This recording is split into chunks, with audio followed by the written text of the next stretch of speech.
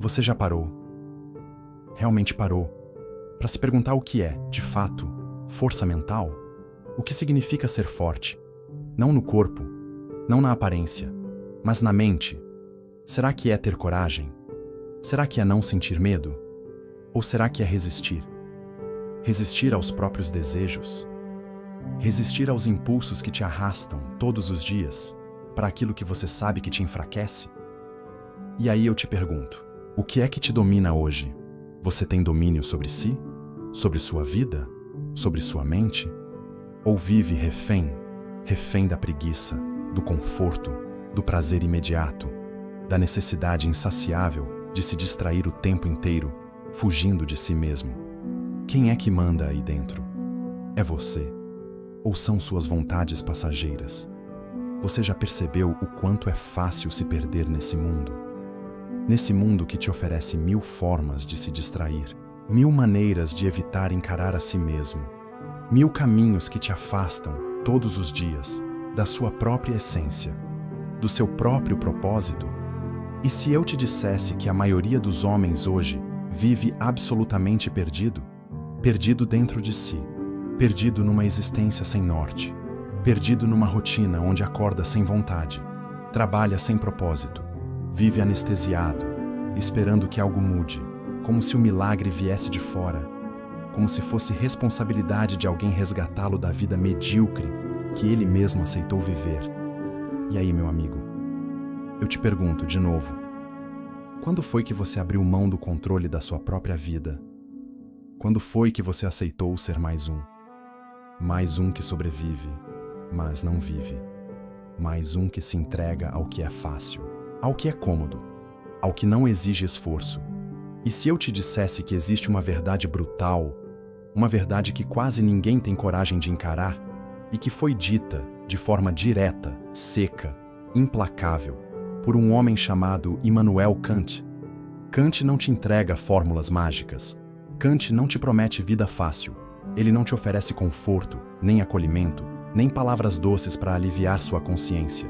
O que Kant te entrega é a verdade. Uma verdade tão dura, tão crua, tão incômoda, que só de ouvir, os fracos já fogem. Mas os fortes, os fortes, esses entendem que é exatamente nessa dor que mora o caminho da transformação. E aí eu te pergunto, você é fraco ou você é forte? Você quer verdade ou quer mais uma mentira para continuar se enganando? Sabe o que Kant te diria? Que quem não governa a própria mente está condenado a ser governado por tudo e por todos. Condenado a ser escravo dos próprios impulsos. Condenado a ser um joguete nas mãos do sistema, nas mãos do mercado, nas mãos das empresas que lucram quando você está fraco. Você já percebeu isso? Já percebeu que o mundo inteiro é construído para te manter distraído, fraco, dependente, incapaz de pensar por si? Você já percebeu que cada vez que você escolhe a preguiça, a procrastinação, o prazer imediato, você está dizendo sem perceber que aceita ser dominado, que aceita viver de joelhos, que aceita ser um servo bem tratado, mas ainda assim, um servo? E aí eu te pergunto, quantas vezes você percebeu que sua mente não está sob seu controle? Quantas vezes você disse, hoje eu vou focar, e no segundo seguinte estava no celular, no vídeo inútil, na série vazia, na comida que não devia, na pornografia que te suga, no prazer fácil que te enfraquece? Quantas vezes você jurou que ia mudar, que ia começar, que ia se tornar um homem diferente? E, no entanto, aqui estamos, você e sua consciência. E a pergunta que não te larga: quando foi que você perdeu o domínio sobre si? Immanuel Kant chama isso de domínio da razão, de autonomia. E sabe o que é ser autônomo? É ser capaz de se governar, de se dirigir, de ser literalmente senhor de si. Não senhor das circunstâncias, não senhor do mundo, não senhor dos outros, mas senhor de si, senhor da própria mente, senhor dos próprios desejos, senhor das próprias escolhas. E aí vem a pergunta que separa os meninos dos homens. Você é senhor? ou você é escravo. O que te domina hoje? É o medo? É a preguiça? É a procrastinação? É o desejo de ser aceito? É a busca desesperada por validação, por curtidas, por aplausos?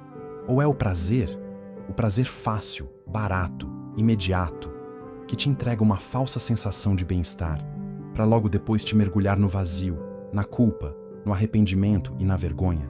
E aí, meu amigo, até quando? Até quando você vai fugir de si? Até quando vai se esconder da sua própria consciência? Até quando vai acreditar que tá tudo bem viver uma vida medíocre? Até quando vai fingir que não percebe o quanto você se afastou da sua própria essência? Kant te olha nos olhos, com aquele olhar frio, lógico, impiedoso, e te diz: a verdadeira força mental não é acordar motivado. A verdadeira força mental não é se sentir inspirado. A verdadeira força mental é fazer exatamente o que deve ser feito, mesmo quando não há vontade, mesmo quando não há aplauso, mesmo quando não há plateia, mesmo quando só existe você e o silêncio da sua própria consciência. E então eu te pergunto: o que é mais difícil para você hoje? Levantar e fazer? Ou continuar sentado, alimentando a ilusão de que uma hora vai ser mais fácil, uma hora vai ser mais leve, uma hora vai dar vontade, uma hora alguém vai te salvar? Será? Você realmente acredita nisso?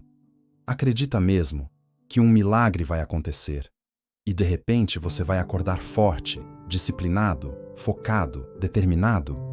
Ou no fundo, você já sabe que essa força, essa disciplina, essa transformação não vem de fora, nunca veio, nunca virá. Ela só pode nascer de dentro, de você, de uma decisão brutal, firme, inegociável, de tomar posse de si, de assumir o comando, de dizer para você mesmo, olhando no espelho: a partir de agora, quem manda aqui sou eu.